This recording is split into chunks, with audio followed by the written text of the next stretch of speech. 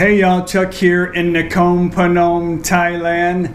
Hey, it's time for another viewer question and answer update here. Let's get started. I have a whole lot of questions here that need to be answered. My first question is kind of a random question that I get asked quite a bit. And I know it's because I have a lot of new followers, and when I say, hey y'all, and I'm from Nakhon Phanom or whatever, that doesn't really make sense to a lot of people. So we live in Thap Phanom, Thailand. It's a province of Nakhon Phanom. Any information that you need from me, you can go to our homepage on the YouTube site. And if you can click on the About tab, here it'll give an address, even gives a Google link map to, you can kind of go on Google and kind of see the area yourself. But I get a lot of people that ask me that. Now, I don't know if this is something that you can do on your phone or on your TV. It's better if you attempt this, I think, on your laptop. I'm not really sure. Yeah, you can do this on your smartphone, but it's a little difficult to navigate. But here it is. If you go online, just click the About tab, and yeah, you can get all the information. But Thap Phanom is on the northeast region of Thailand on the Mekong River in what's known as Isan. So anyway, that's where we're at. First question is by Needles. Hi Chuck, did you have a return airline ticket when you flew to Thailand when you retired? I'm planning my retirement, and in talking with my travel agent, she told me I may not be able to buy a one-way ticket to Thailand without a return ticket. What was your experience? Thank you very much. You can buy a one-way ticket. It would make no sense really to buy a two-way ticket if you have a long-term visa. So you must have your long-term visa to enter Thailand with a one-way ticket, because when you go to immigration, the immigration officer is going to look at your passport, and it's going to say retirement OA visa or marriage visa. My particular situation was this. I bought a one-way ticket, which is sometimes a little bit more expensive than a two-way, a round-trip ticket. But I paid $600 US for a one-way ticket from Houston to Bangkok. When I got to immigration, I had a Type O marriage visa that I acquired in Houston from the consulate office. It took about 2 days to get. They only give you a 90-day visa. I think the only time you can get a 1 year is if you actually go to Washington, D.C. and apply for your long-term visa. Rules changed, but when I was there, you could get a 1 year in D.C. only. Anyways, no big deal. I got a 90-day, and then I had to apply for a 1 year extension through the immigration office where I plan on living in Thailand. But I only bought a one-way ticket, didn't buy a two. Now, if you're only coming on a tourist visa, then obviously you're gonna have to have, they wanna know where you're going. You need to have something, whether you're flying to another country or taking a bus or something. They wanna know your itinerary. But a lot of people come to holiday on a tourist visa, and then they just travel around Asia, and they may skip over to Europe. I mean, there's a lot of backpackers that do that, but typically you need a round-trip ticket if you're coming here on a tourist visa. But if not, they want to know your itinerary. But you can buy a one-way ticket on a long-term visa. I did. Most of the people that I know do that too. And even if they're staying 6 months or 8 months. A lot of people don't live here permanently. They only stay here 6 months to 8 months out of the year. I drugged that on, sorry. Next question, ASAP. Does anyone ever carry a water container? No bottle. I was thinking of bringing my Yeti carrying container when I come there to retire. Thanks. I know everybody's attached to their Yeti because the investment that you have to make, but it is a pretty good cooler for sure. I've heard stories of cars burning down, and the fire marshal goes to look in the car, and the little Yeti cooler still had ice inside it, and the car was burnt down. Anyway, I see a lot of people that work here, like taxi drivers, people outside. They carry a container of water with them all the time, mostly because they're traveling around, and a lot of the restaurants offer free water and ice. It's potable water that they have delivered on a daily basis, and people use that to fill their containers up instead of buying a 10, 15 bottle of water. So yeah, definitely bring your water cooler in, and you can buy purifiers here to make your own purified water if that's what you like to do as well. So next question, tsmartin. Silly question, but I was noticing that during your bike ride I saw quite a few Chevy trucks.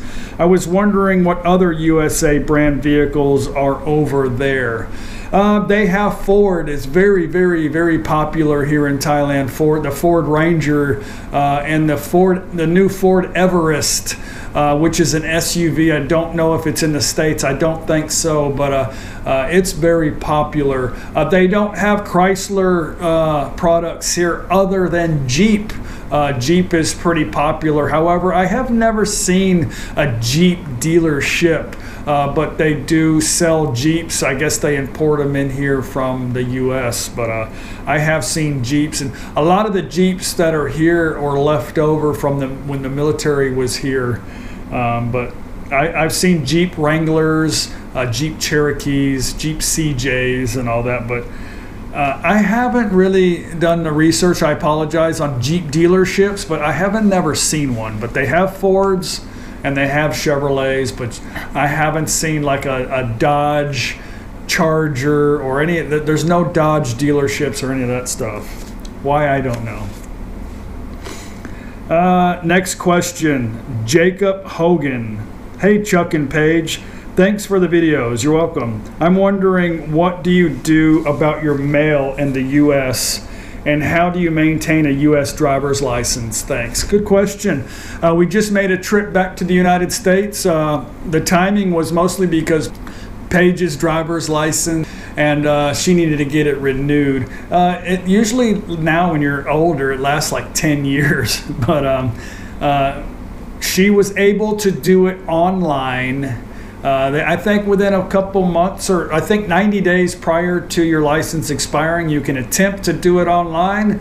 If it goes through, then they'll just mail it to your address. So you need to really try to keep a home address in the US for legal reasons, Is it necessary? I don't think so, but it makes life a lot easier if you can have a trusting family member or a friend to be able to collect your mail and then use that address for government purposes and stuff like that, credit card stuff, because we still use our credit card from the US here.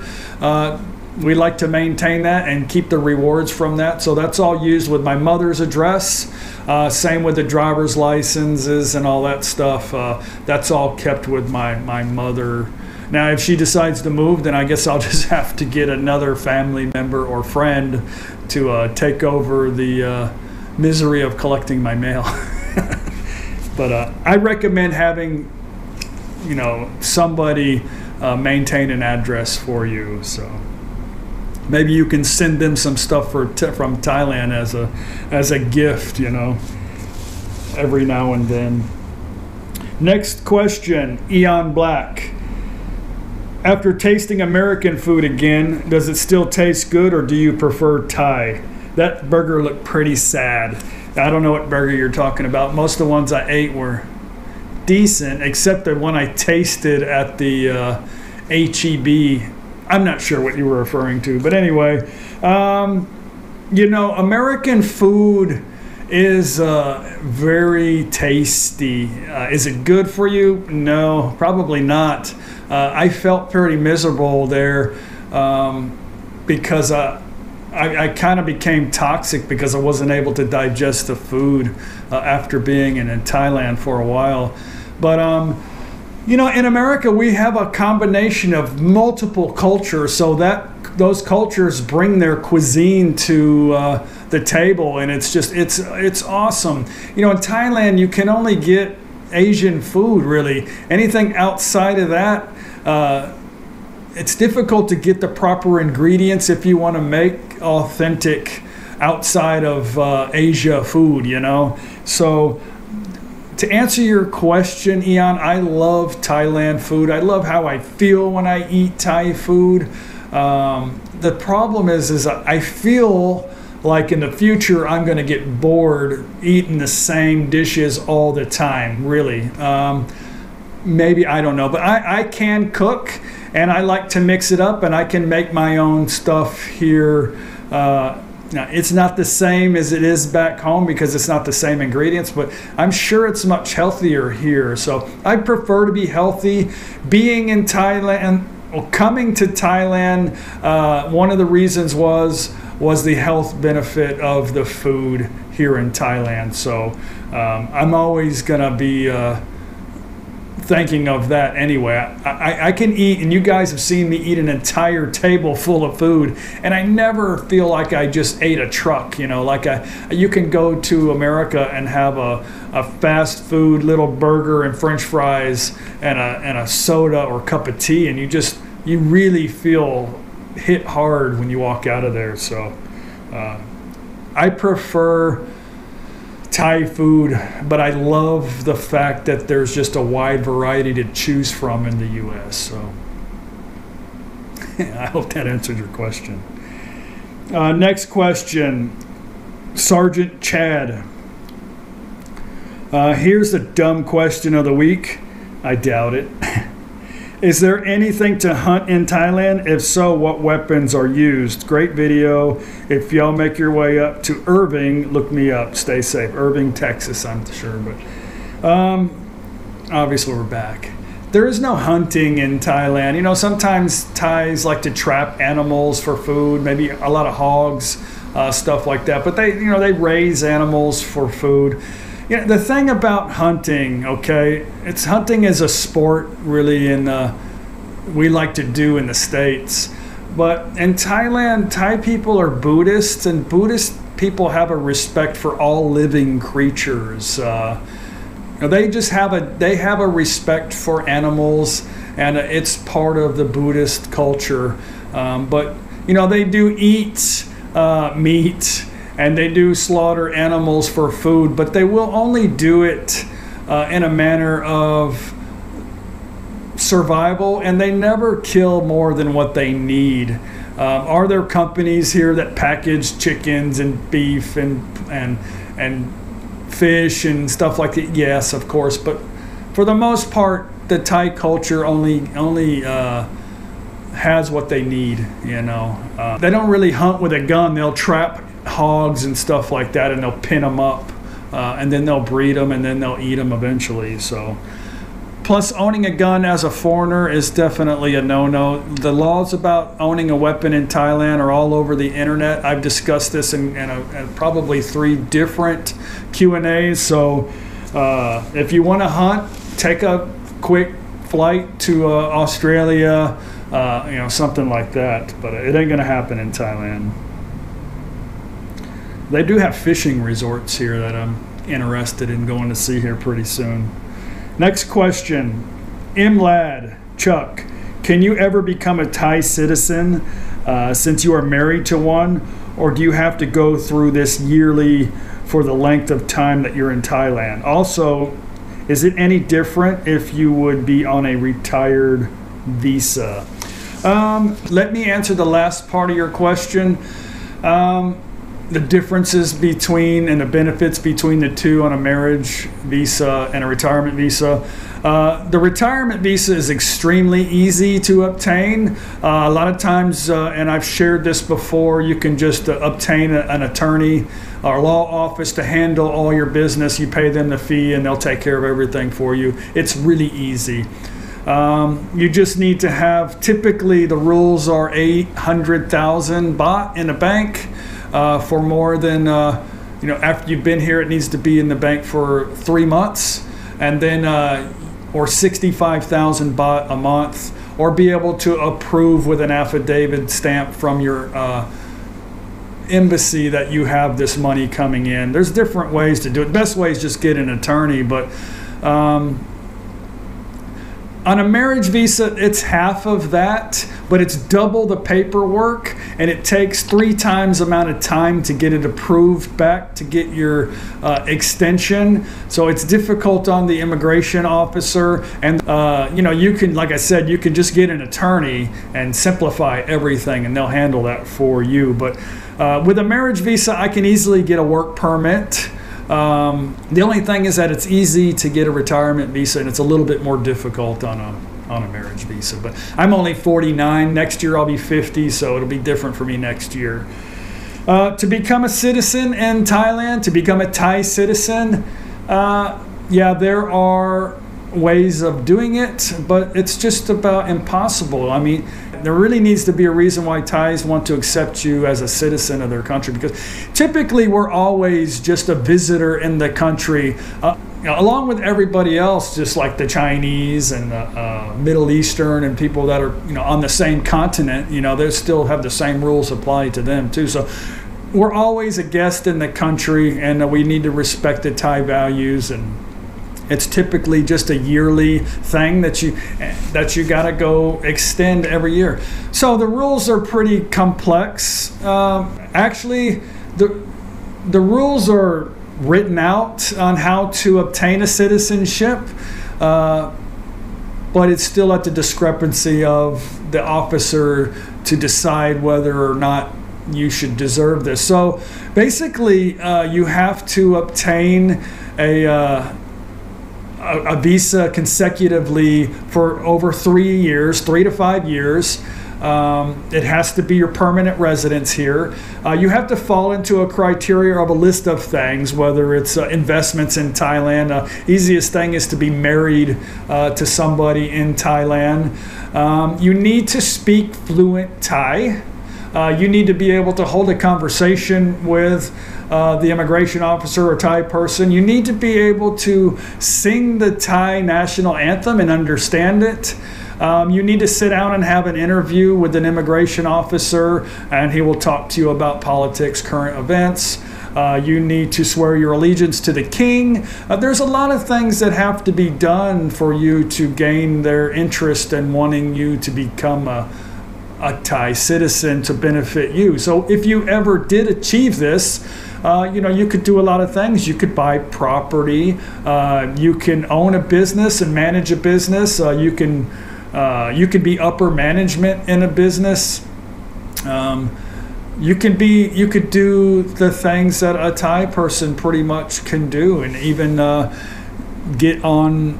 And I'm not 100% because it doesn't say this about getting on with the Thai benefit program with the health benefit. So I think you have to be a born Thai person for that, but I'm not sure. But anyway, that doesn't really matter. But yeah, it's going to be very, very difficult for you. Can it be done? Yeah, they claim that 100 I think it's 100 people a year can get approved for citizenship in Thailand. And from what I understand, it's mostly Asian people, from neighboring countries or something. It's easier for them than it is, because for us to try to speak fluent Thai, that's the most difficult thing, for us. Yeah, I hope I answered your question. There's a lot of information also online that you can look up on that. So, next question, Paul North. What about a family pet if you're moving to Thailand? Is this allowed or no? Yeah, you can bring a pet. Of course, there's rules. Mostly the rules are about where did the animal originate from? Like, is it from a country that is clean and is not rampant with infestations and disease and rabies and stuff like that? But a lot of it has to do with a timeline on immunizations for your pet, stuff like that. It's going to have to be quarantined once it arrives in Thailand for 30 days. You know, I saw that in the airport, a quarantine place. I don't know if that's where they keep them for 30 days and you go back and pick it up. I'm guessing it probably is. But it has to be, I'll share the website with you, and you can go on there and look, and there's, you know, how you need to contain your animal and what kind of vaccinations and time frames and stuff like that. But the one thing about it is that if they access your pet and find out it needs certain things, they'll do the immunizations or do whatever it's needed and at your expense without even telling you. And then if they find that some of the stuff is not accurate from what you're saying, the result could be returning the dog back to its where it came from, or euthanizing the dog at your expense too. So you can look online and find the rules, or, you know, I really don't recommend bringing a pet here, but, you know, I understand being attached to animals, but the climate is definitely different here. But I ran into a guy in Ubon, that was the Mexican restaurant that we went to. He brought his dog here, and everything seemed to work out just fine. Next question. Francis Inghels. I have a question. Houses are so different than here in Europe. Not really solid building like a prefab. Why? Of course, is less expensive or for different reasons. Just curious to know that. Thanks, and have a safe trip back to Thailand. I'm assuming we're going to get off the subject of Thailand and you're talking about the homes in the USA, why they're built so cheap. So real quick, I actually got an article from an architect. I'm just going to read it to you, and he has a pretty good explanation. Because my first thought was, oh, it's just cheap. You know, contractors want to make money, make it out of sticks and paper. But that's why when you read something, you know, there's always a different side of the story. That's why I don't like facts, because everybody has different opinions and different experiences. So let me just read you this from Eon Toner. The vast majority of houses that have brick on the outside have wood walls behind them holding them up. The brick is attached to the wood wall and isn't structural at all. Wood performs a much better in a dynamic environment like high winds or earthquakes. It can flex and snap back, unlike masonry, which cracks and crumbles. It's possible to build a masonry wall that will perform well under these conditions, but especially in the case of earthquakes, it is very expensive to do so. Wood also has the advantage of being light, easy to change later, and hollow, good for running pipes and wires and filling it up with insulation.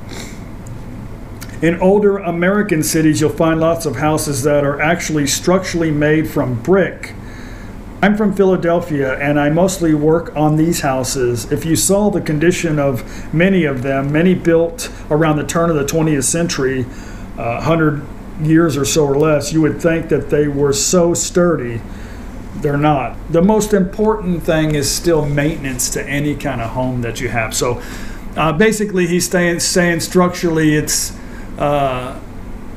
can withstand high winds and can withstand earthquakes and stuff like that. But, you know, in Thailand they used to build all their houses was made of wood. So, you know, strong wood, but you look at a lot of these houses, they're still standing, but some of them are crooked and this and that. But woods too, you can't cut any trees down in Thailand anymore, and purchasing wood is way out of the market for Thai people. So, I was born in Florida, and the houses there are made of masonry, wrought iron, and cement, and those houses are there forever. But you've got hurricane winds that come through there that a stick house wouldn't hold up to. So in Galveston, they've had a few hurricanes there too, and it gets wiped out pretty easy. I don't understand why the building code's not different by the Gulf when the insurances cost more than buying land there. So, but anyway, that was from the architect, and I don't have any other reasoning to know why things are built cheap, but yeah, I don't know. Next question, David Robinson. I'm so glad you guys made it home safe and sound. Thank you very much. You showed a little dog kennel in a video. It looked like a pit bull. I read somewhere online that these breeds were prohibited in Thailand. Is this true? Thanks again for the update. I appreciate all that you do. Thank you very much for that, David. I tried to do some research, and if anybody else can chime in on this, feel free, but I couldn't find anything where it said that it was illegal. My ex-life, I'll say, we bred Belgian Malinois and Rottweilers for the purpose of self-protection and military and police use. So, certain dogs have certain temperaments for sure. Dogs are bred for different reasons, and dogs need certain things for whatever their characteristics are. So Thai people are really kind of sabai when it comes to owning pets. They don't really believe in restricting their animals that much, because they have a big respect for animals, and it seems like they let them do whatever they want to do. Now, the new generation is a lot different with pet ownership. It seems like they are a lot more conscientious about the health of the animal and the safety of the animal, and not letting it roam the streets. So I think that's changing, and plus people are getting educated now through multimedia about vaccinations and stuff like that. So yeah, there are people that have pit bulls here, and I have seen them on the news where they have caused harm, even death, to others.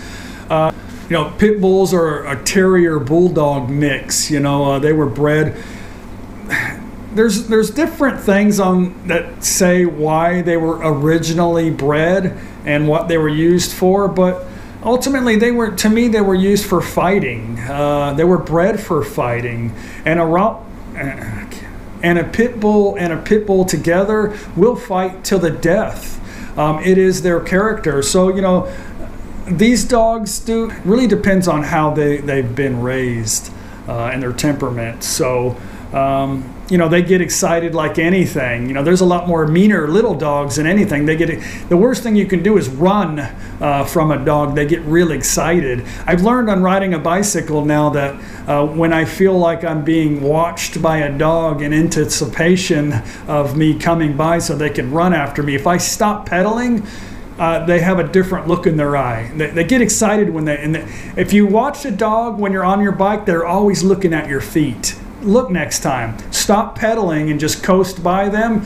Will it work all the time? No, but it's just a tip that I noticed a few times. I stop pedaling and they don't pay any mind to the bicycle. They're not after the bike, they're after me. You never see a bike attack on a dog. But anyway, I haven't heard anything to where pit bulls are illegal in Thailand. So, next question, Jung.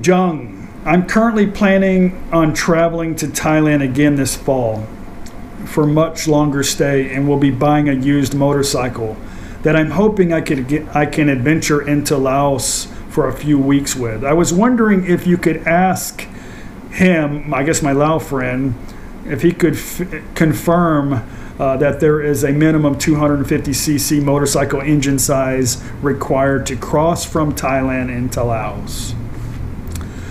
So I asked him, and I also asked a police officer on the rules about this.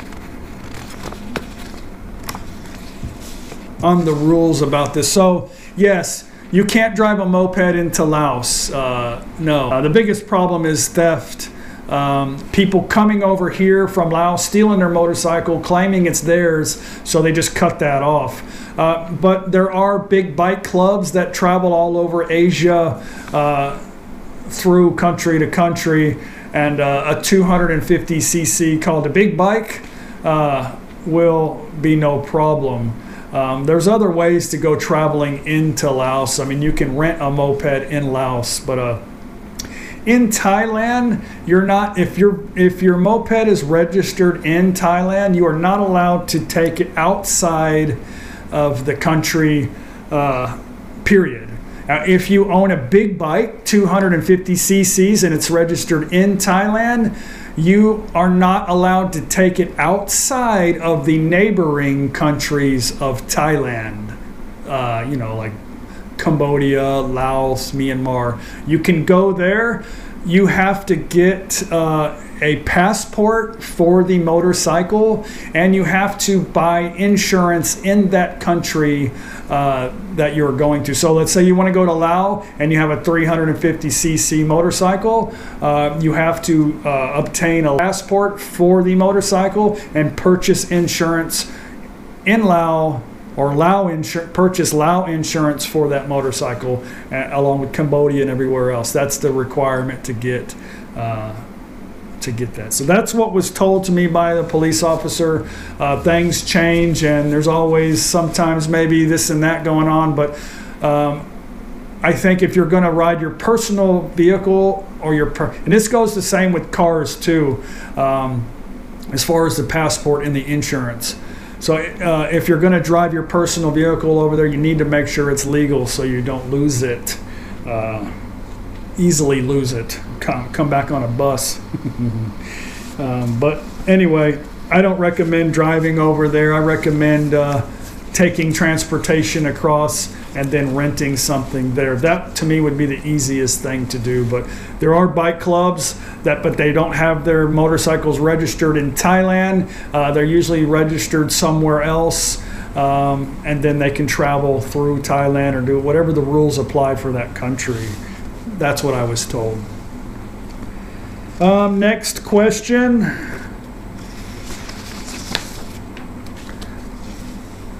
And final question. George Sweeten. He says 9 a.m. is too early. I think he's talking about I did a live update the other day. It's difficult still to try to get the times for Europe and the U.S.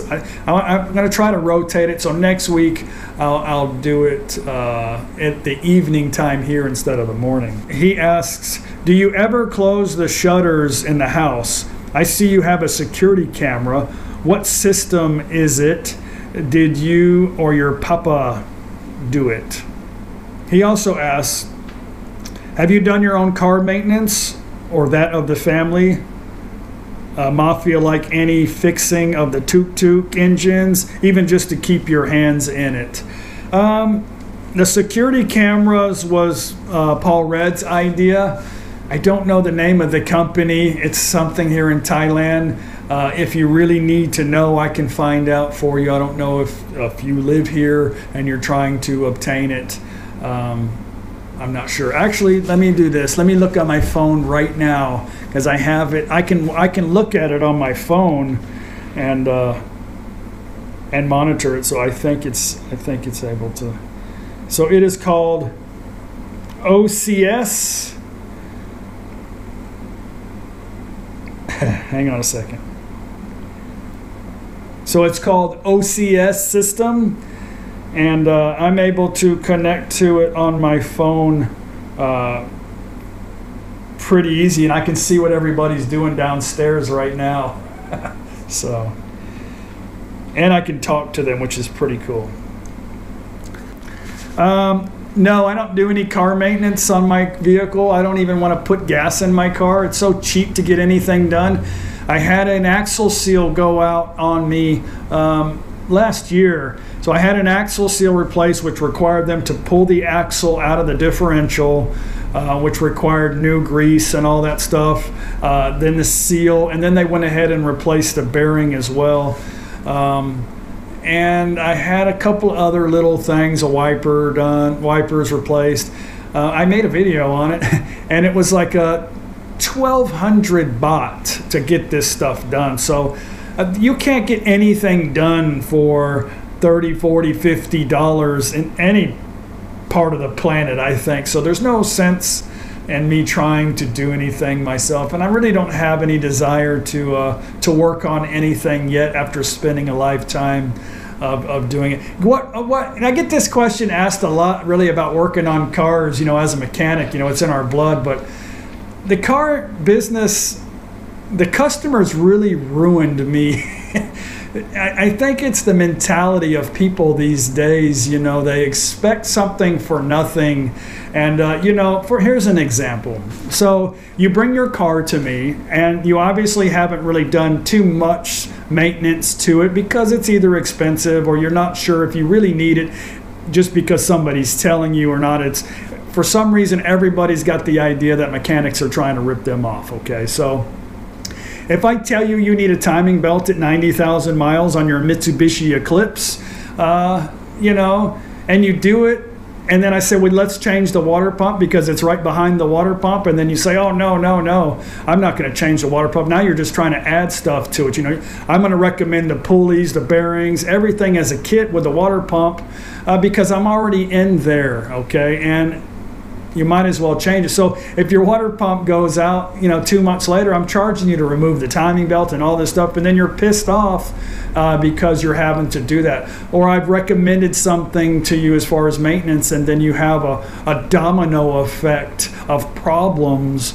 when you didn't change your transmission fluid, and then your line popped off your transmission cooler on your radiator or something like that, you know. So you know, you try to tell people because they don't know. So it's our job to let people know, hey, you need this or that. And a lot of people just know, or they'll research it themselves. They'll go online to a forum, and they know what's wrong with their car before they even bring it to you in their mind. And that's all they want fixed, and anything outside of that is not needed. So just the ideology of the customers just really kind of just took me away from the fun of actually working on cars, because I didn't really work on my own. I worked on everybody else's for a living. So I still lost that loving feeling. So, and I don't really care to work on tuk-tuks.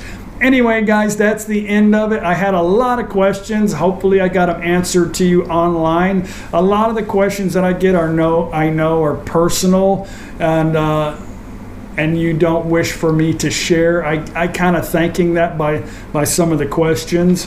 But keep the questions coming. I love to try to get them to answer. If I didn't answer them in a way that you could understand, or you need more information, just ask me again. Shoot me an email, contact me on Facebook, or go to YouTube and type your question in there. If you go to YouTube, you can get response back from a lot of other people that watch the channel who have all different kinds of experiences and knowledge, and you can get your question answered in multiple ways, which is what I recommend you doing. So anyway, glad to help. Thank you very much. Today is actually Sunday. Well, I'm going to do a Sunday Fun Day video coming up next. It's Paige's birthday.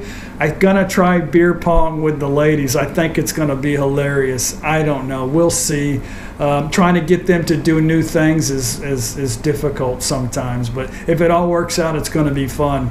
Watch that video. Please subscribe to the channel. Doesn't cost anything. You don't get any like spam or crazy stuff from me and Paige or whatever. So thank you very much for watching. Don't forget to click like. If you want to share the video, share it. And I will see you guys. I'll see you tomorrow. Bye.